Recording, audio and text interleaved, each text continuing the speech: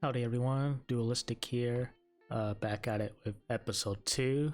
I'm from the future though because as I was doing this episode and editing it, I think I was a bit too ambitious in what I was trying to do because I ran into a lot of problems as I was going through some of the edits and just watching the video. I just noticed a lot of things that didn't really sit well with me in terms of this is not a product I want to release to people.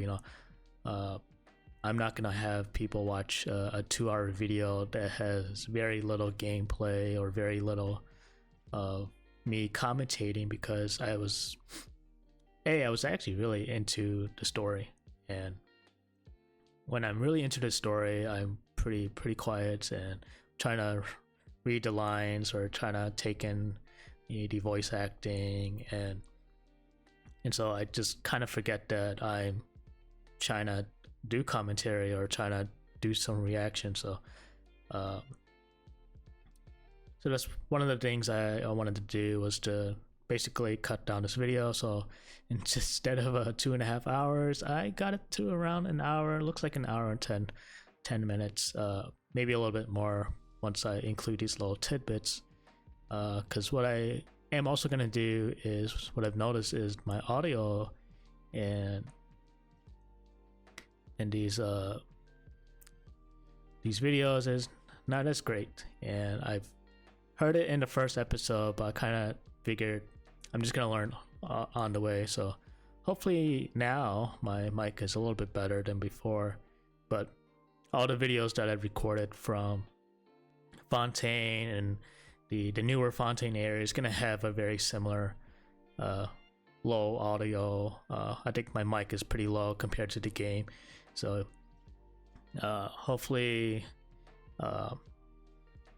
after Fontaine and stuff like that, things will be better. I'm still learning, so still learning process, still dealing with it. So we'll just learn together, figure it out. The other thing that happened was I must have kicked a cord or something while playing, because I was actually slouching while doing the story. So because it was just so long, and I think it was probably midnight, maybe even later, because I remember seeing a mail come in about some reset, stuff like that. So yeah. So anyways, the audio cut out, and again, I'm not gonna have people listen to horrible buzzing or humming sound of audio if I'm not gonna listen to it either. So that part is just gonna be all silent. I will probably chime in to commentate a few parts. Maybe I'll put a little backtrack of chill music just to make sure it's not too dull. But that'll be the plan, and I appreciate everyone that's gonna be watching this. And I will just don't be afraid when there's multiple Dans talking. Hopefully the louder one is the one you can hear clearly, and I'll make sure to repeat what I said in the video or just commentate over it. So see ya.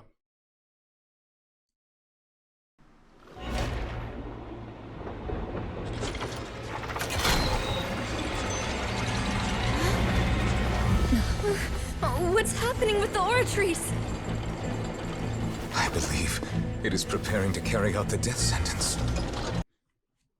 So the oratories here is basically, I believe it's a contraption made by the Archon, or some powers of the Archon, and it judges the court system here, Fontaine, and so it gives the verdict of whether a person is innocent or guilty, and then it also assigns a sentence for them.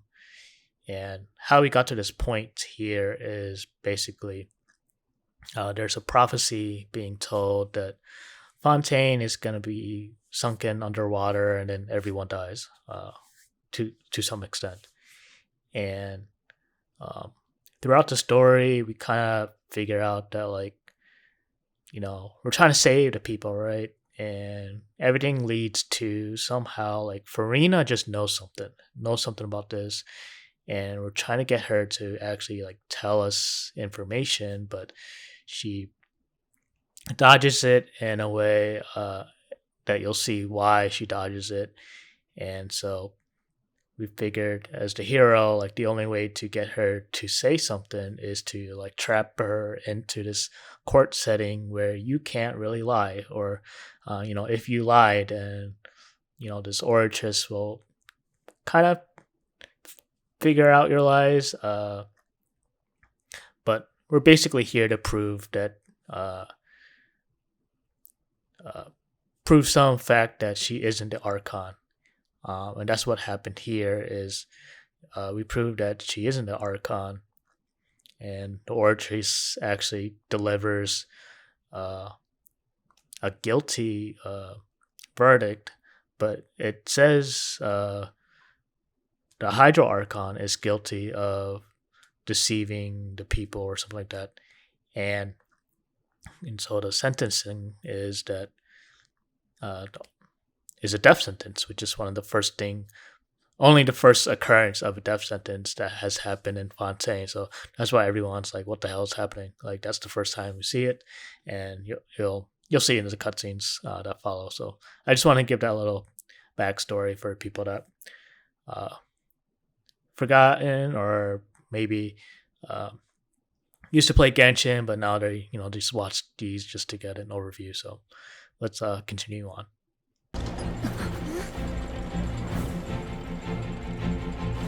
Furina! What does it mean? No, I still need answers.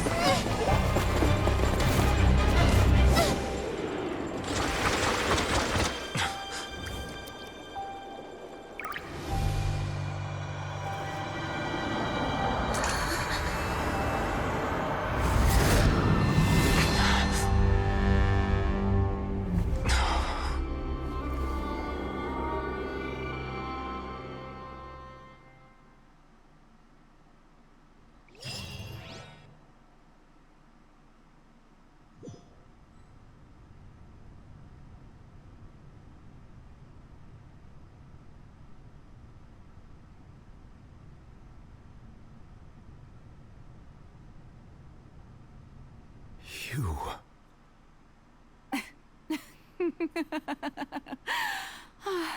Sorry. That shocked expression on your face is just too amusing. You are not Furina. Who are you? The sweet sound of bewilderment. Marvelous. A sure sign that my attempt to deceive everyone was a resounding success. But to answer your question, I am Focalor. You know, the god. Focalor. Why did you deceive us? Oh, that wasn't my goal, of course. Goodness, no. But I had to fool everyone. The heavenly principle. Deceiving the heavenly principles? It's all because of that pernicious prophecy. Dreadful, wasn't it? Everyone doomed to dissolve. Fontaine condemned to be flooded. One was not amused. In fact, one was positively bemused when that problem was thrust upon me by my dearest predecessor. That's the former Hydro Archon Egeria, for the uninitiated. It hardly gets more disastrous than a preordained national catastrophe, now does it? She knew full well that the prophecy would surely come to pass. And as one of the seven, she also knew full well that one defies the heavenly principles at one's peril. So yes, as you have no doubt surmised, it was a rather impossible situation that I found myself in. I spent a terribly long time mulling it over, alone on the ocean floor. And I was almost growing I had to outwit the heavenly principles. Allow the prophecy to be fulfilled, ostensibly at least, while saving everyone at the same time. I'm a genius, I know. I can only assume that's why Egeria chose me as her successor. Although, looking back now, it was hardly the inheritance one dreams of. Between the task of saving the nation, the quotidian duties of the Hydro Archon, and not to mention the... But one can only play the hand one is dealt. I did not choose this, any more than I chose to be. So you were also once one of the Oceanids, transformed into a human by Egeria's hand. Yes, I was. I always dreamed of becoming human. And I still do, even now. After becoming a god, I separated my divinity from my body and spirit, leaving behind only a self that was as naive and bewildered. The me you see before you now is that divinity. And the human counterpart I left behind, I named Furina. She could feel joy, sorrow, and everything in between. She could be as vain and conceited, or as meek. Her strengths were of a kind only a human could possess. But in my eyes, Furina's humanity was what made her perfect. She was perfectly human in every way. The person I always wanted to be. Anyway, so then I cursed her. All part of the plan, of course. The plan to deceive. Do you still remember the final scene of the prophecy? In order that the prophecy might appear fulfilled, I invited Furina to be an actress, under the curse I placed on her. So long as I, Focalors' divinity, continued to exist, she could not die. But nor was she free to live her life in the pursuit of. Instead, she was forced to take the stage in the opera house, to embrace the role of leading lady, to forever play the part of the god from the prophecy, all to create a deceitful appearance of that. I suppose now you probably understand. But Furina is only human, isn't she? Even though she has had a long life, her mind is no stronger than that of any other ordinary human being. I cannot begin to fathom what she has had to endure. It has indeed.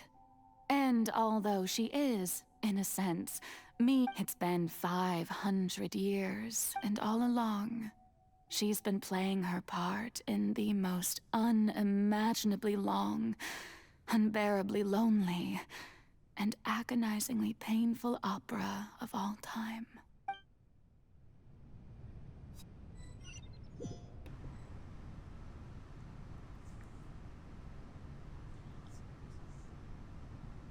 So I wanted to chime here because this reminded me of basically like a typical Asian household, where a parent will typically want their child to, become a doctor, or become a lawyer, or become some type of person or job or occupation. And, it's almost like they're wanting their kids to fulfill a parent's dream or parent's wish. And so just a little reminiscence of that. And I wonder if you guys feel the same or ever been in that type of situation. And, are you truly living what you want to do, or are you like fulfilling somebody's play, so to speak, So interesting thought there. Who permitted you to come onto the stage? Now, I understand your admiration. All right. It is not my intent to reprimand you. There is no need to state your name. Just be off with you. Do not distract me from my performance. Oh, do not jest. Can you not feel it? I am Focalor. The eyes of countless Fontainians are upon me.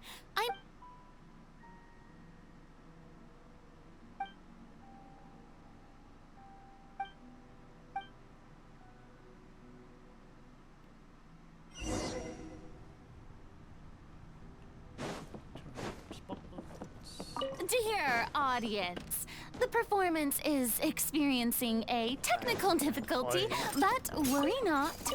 The guards shall resolve it soon enough. Shower me with praise! Let the world collide! Nowhere to hide. Hey, what gives? The audience is still watching me, Guards? Wait, where are the guards? Guards!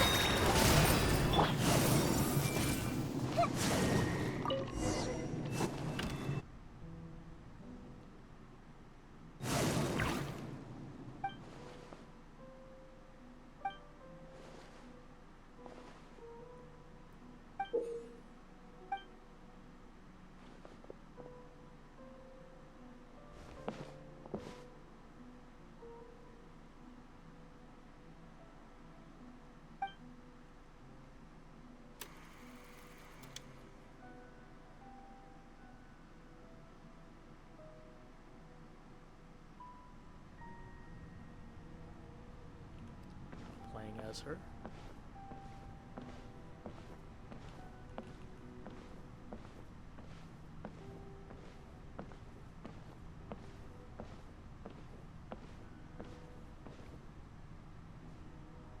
Furina. Huh? Who's that? Who's calling me? Where are you? Be not nervous.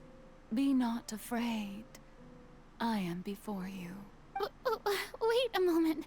You're... mirror me? How can this be? Mirror you, huh? You know what? Mirror me?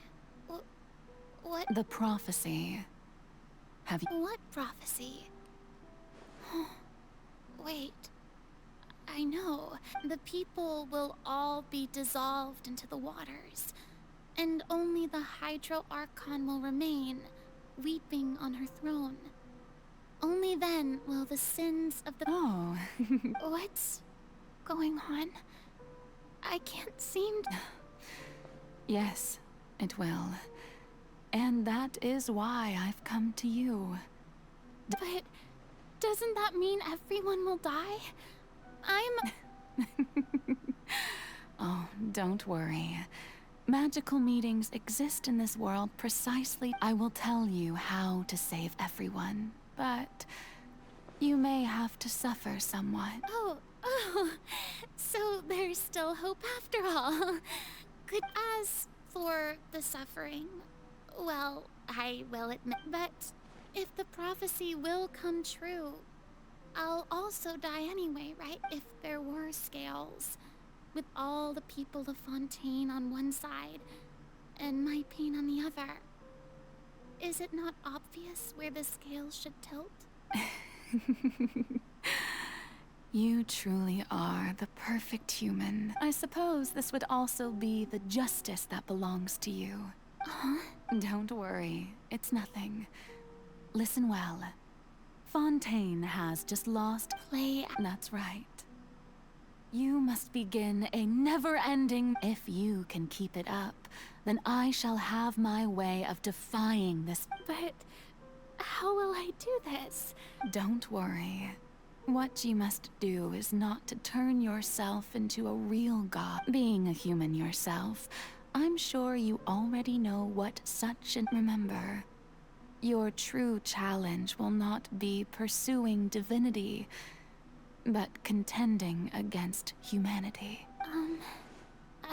So, how long? To accomplish this mission, you will have to stay on the stage for many, but I promise you... A trial, huh? How exciting.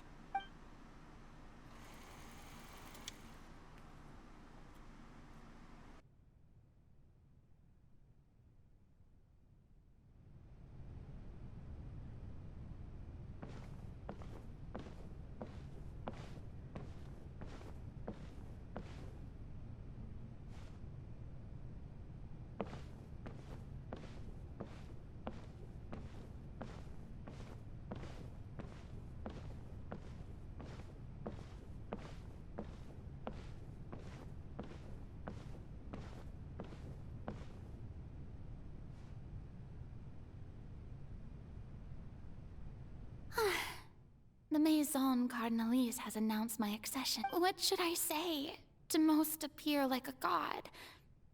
To be honest, I still don't know.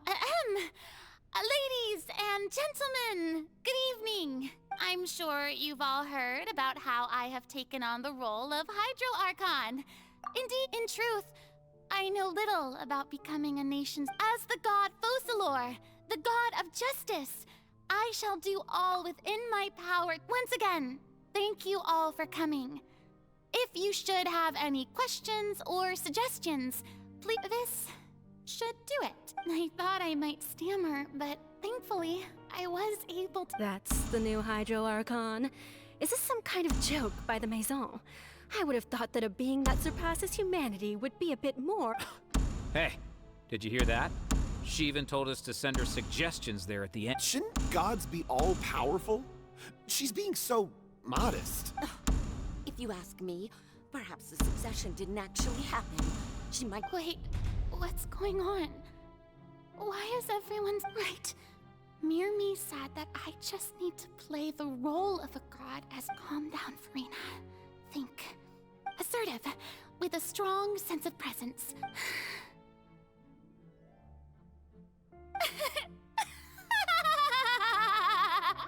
Now, I was wondering if some weak puppet were to one day come on. Well, it seems that you would all see right through them. Having passed my test, you are qualified to witness wondrous. You may consider my previous act a door gift of sorts. I thought it was a debut that's. Now then, let us. Ah, so that was just a performance. How could I have forgotten that we were inside an opera house? Personality? It's quite shocking, to be honest, but I suppose it's a better look than before. Such a fascinating and bold deity. How wonderful! Our future may yet be bright after all. It seems I've turned them around. Best follow this flow and restart my accession speech. My dear people, whether you acknowledge me or not, whether you trust me or nay, I say to you, keep faith in your ardor. We have heard it said that this nation's sins can no longer be washed away. Well, I say that justice, the scales of justice, should not weigh heavy in the hand. May law be the prayer on our lips. May judgment be our worship. Let us light the fire. There is no trouble in this world that so long as I, the Archon Focalor.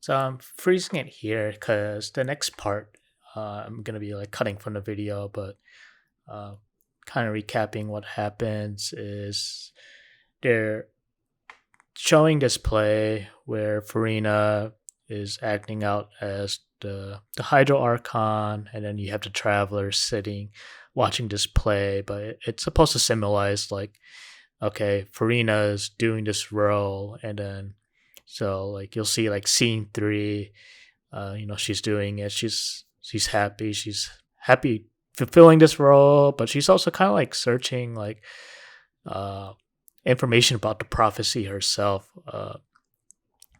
and then later on you'll see that it goes to like scene 9999, and she's still doing the same thing for over 500 years.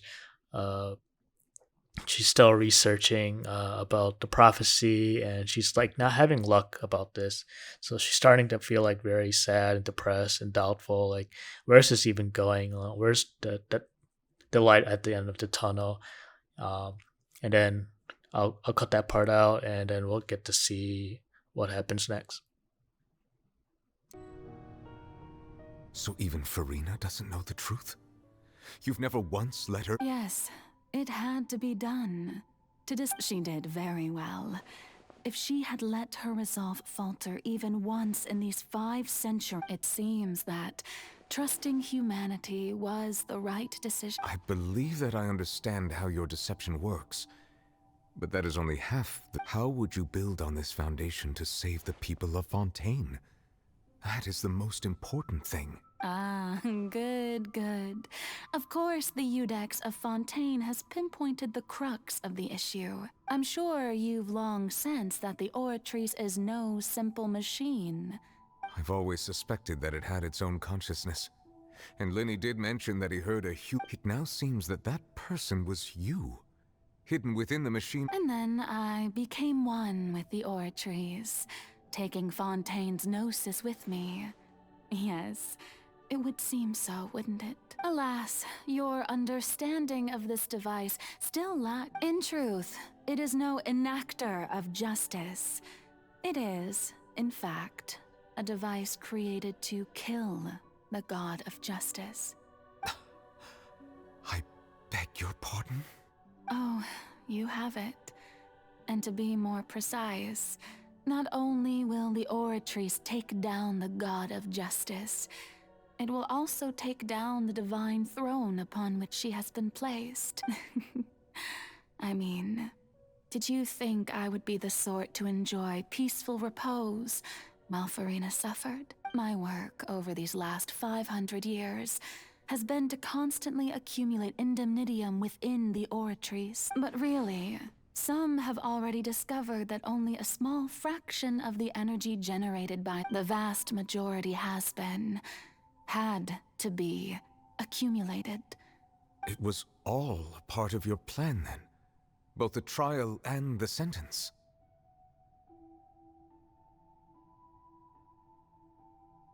Indeed. This power, accrued over 5 centuries, could have sustained Fontainians for millennia, had it only been. But only power of this magnitude could hope to destroy the Hydro Archon's divine throne, shaking the rules established by— So the Oratrice's call for death was for neither Furina nor Focalors, but for the Hydro Archon. The destruction of that divine throne. If I do not misunderstand your intent, you must be— returning what's rightfully yours to you, of course. In other words, this was all done to return the authority of the Hydro Archon to the Hydro Dragon of this planet. But—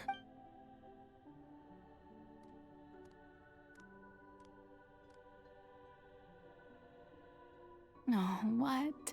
The authority of the ancient dragons shall soon be yours once more. all you've done throughout the years is just so you can sacrifice yourself at the very end. I've never quite seen it that way, you know. Even now.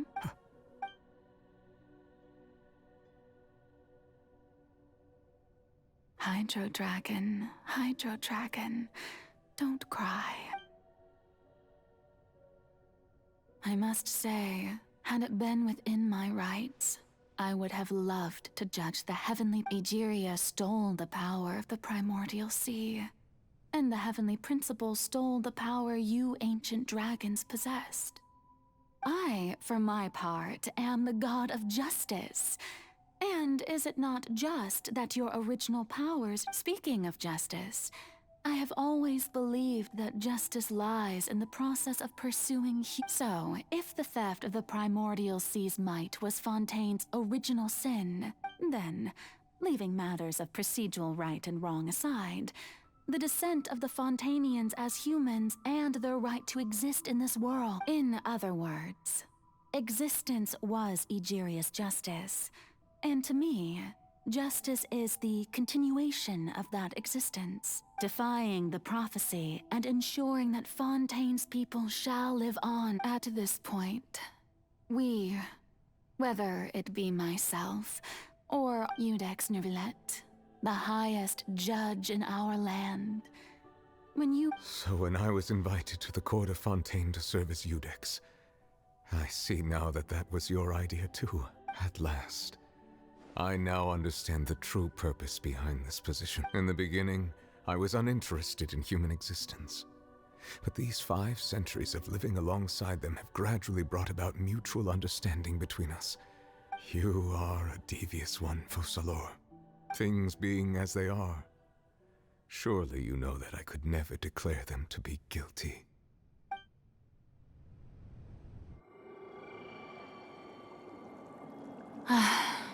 The hour of my execution is almost here.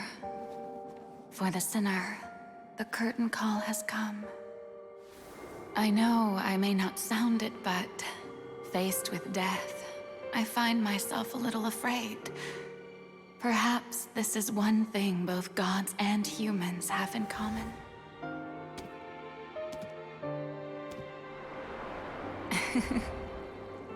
Farewell, Neuvillette. I hope you've enjoyed the part you played these 500 years.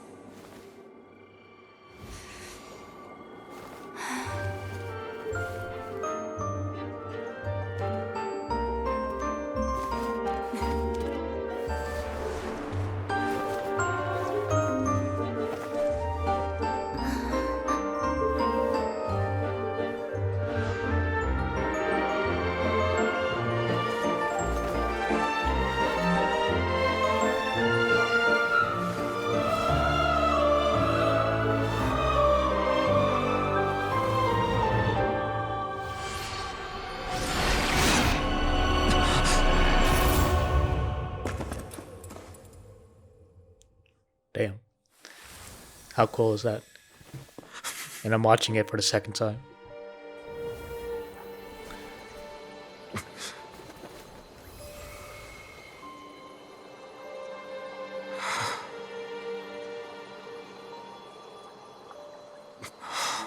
She sacrificed herself to set up this whole plan where Neuvillette becomes the Hydro Archon.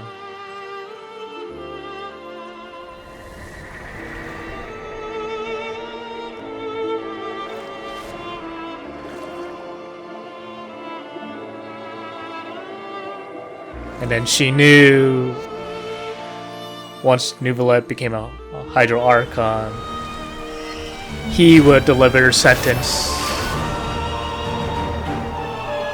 for the existing people.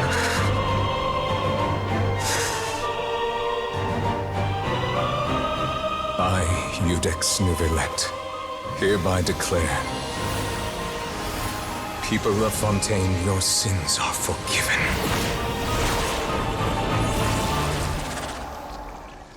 Basically Jesus Christ or something.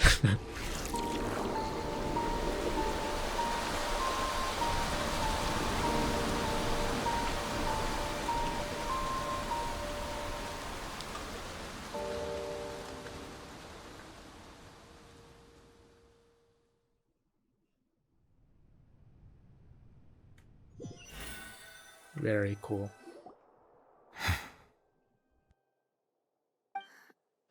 What just happened?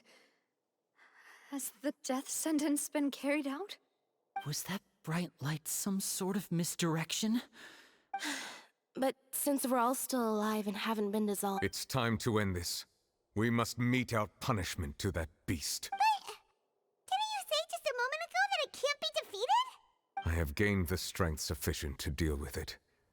Through certain means, I now have the ability to separate the power of the primordials. We should seize the opportunity to pursue our quarry. Traveler, now that the oratories can no longer function, I require an executor to help me mete out justice, the root of the calamities befalling Fontaine, the beast that enacts the prophecy. Its name, come with me, traveler. The hour of execution has come.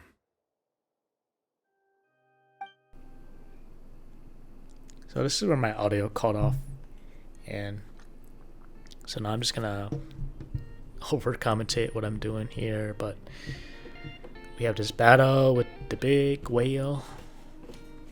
We've seen this in other places, probably seen it coming out when we fight Tartaglia. And so you can kind of see the connection. Well, you'll soon see the connection of this whale. And I've done this fight a few times because I needed to level up Furina's talent, so this isn't a surprise for me. But unfortunately, I'm not using the best team here,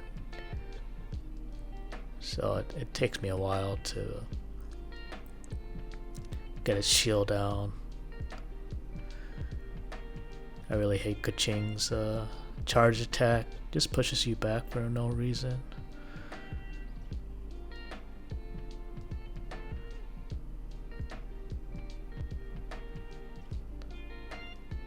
I have to heal because I'm bad.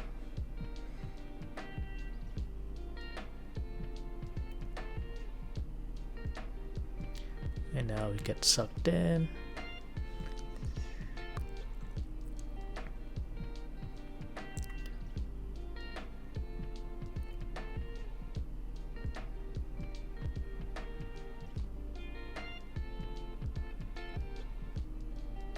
So I don't even know the story of this, like why are we fighting this thing inside? So if anyone knows, let me know.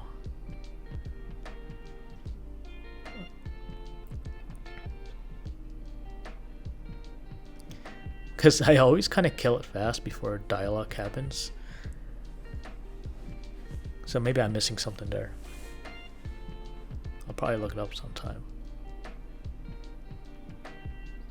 And then Neuvillette comes to the rescue, so to speak.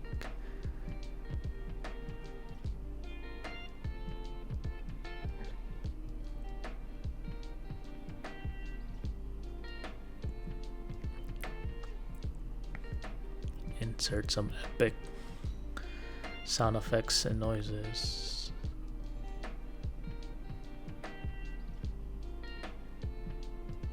We see Child, still alive. And then he gets zooped into the next universe. So this was my first time seeing this character, and I'm not sure if this is the first appearance that we see. Skark is going to be her name.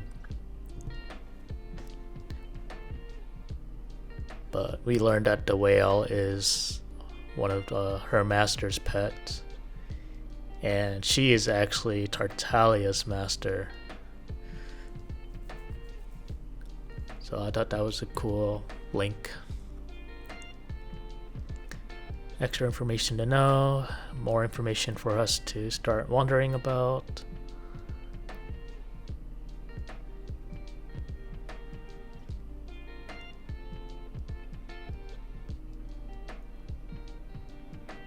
And so I'm probably going to skip the story just because I don't have the voice acting for this. So it's not going to be very important. But we basically try to get information from her, like who's her master, what's going on, and all that jazz. And this kind of helps paint the picture for the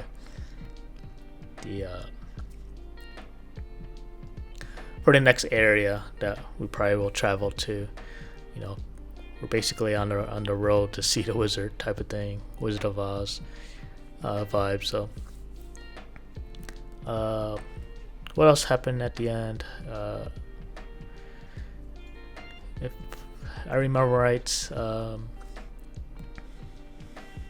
Neuvillette basically forgiven the sins of the people of Fontaine, and the sin was that the Fontaine people were actually oceanids, and they're just like hydro beings, and they wanted to become humans. And so the Hydro Archon actually provided that for them because they wanted to do something else and be something different. But what would happen is if these oceanids were in contact with a specific type of primordial water, they call it, then they would actually disappear and basically die. And so that was the prophecy that was being said, that once Fontaine goes underwater, then basically everyone dies, because these oceanids, once they touch that water, then they die. So Neuvillette, the scene that you saw prior to this, once he became the Archon, he basically forgave the sins, and so now they're no longer oceanids, pretty much, and they're just human beings. So human beings are okay. They are, once they go in the water, they're not dying. I mean, they could die from drowning, but you'll see here. I'll play this out.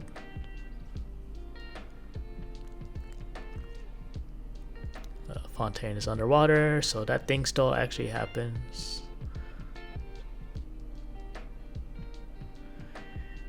And then you'll see Navia saving some people, because these humans are swimming, they're trying to get free. I believe Risley has his own ship that helps save some people. And so they were able to save a majority of Fontaine. I wish I still had the audio for this. But I'm glad Fontaine ended like this. You know, it ended pretty happy story. Maybe sad for some people, but overall, this explains why Fontaine is still in one shape, and how there's still people around. Much better story than Sumeru.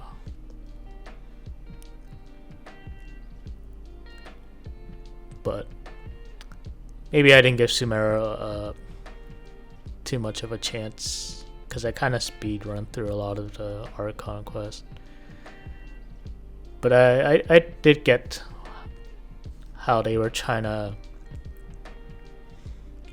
talk about the whatever that earpiece thing of like knowledge. It was just a little too complicated, some of the stories.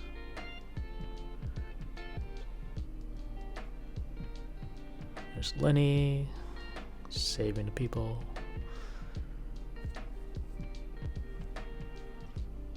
Chlorined. And then the water slowly sinks back.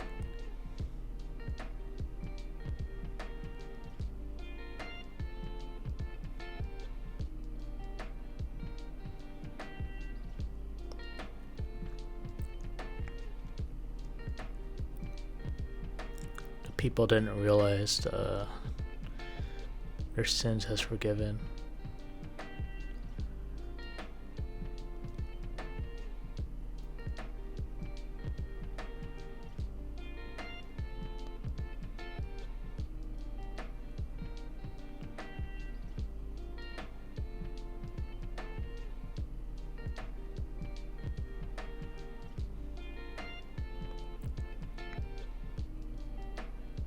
So what I actually didn't notice is that Furina there doesn't have a hydro vision.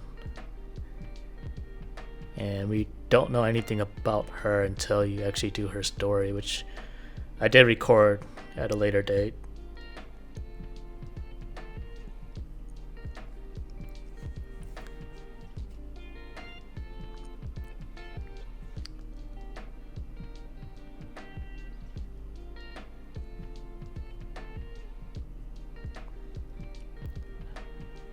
Charlotte with the news.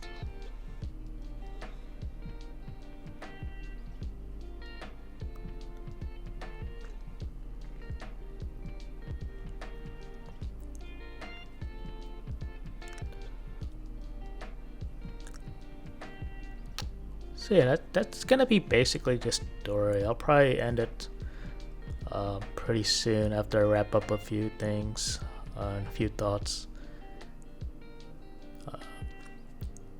Essentially, we go around town with Charlotte to basically get an interview, check out, some loose ends with Risley and the couple down there, as well as catch up with Navia.